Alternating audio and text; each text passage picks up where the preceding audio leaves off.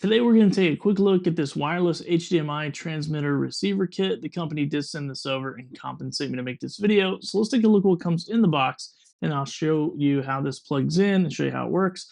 So first of all, you do get the transmitter and the receiver, and these are just little dongles, and they both have these little caps you just pop open, and you want to plug this HDMI into the transmitter portion. So that's going to be your computer, your gaming console, what have you. And then it does come with a USB-C, and I had to power both of these. So you want to take this and plug this into your USB port, like on your computer, and it will power this, and then it will connect to the receiver. So on the receiver side, this is going to go into your display. So this is going to go into your TV, your monitor, and then on my TV, once again, just plug this in, and then my TV had a USB port, so I just plugged that in, and it gave it power to connect. And then just give it a couple of seconds, and it's going to connect very easy.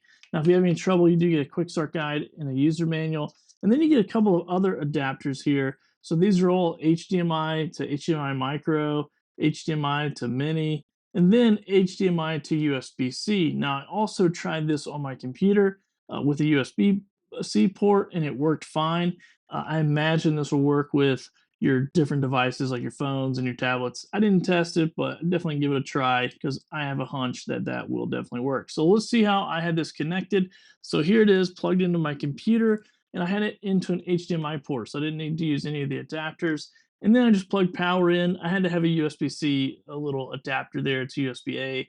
And then this is on the TV side, the receiver side.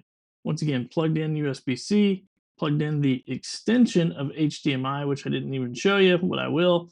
And then there is the secondary screen. So it shows up as a secondary monitor. And I'm just moving my mouse on my computer, no wires attached to the TV. This is all happening wirelessly as I'm just reviewing a video on my TV. And you can see that I can play, pause, and do all those things.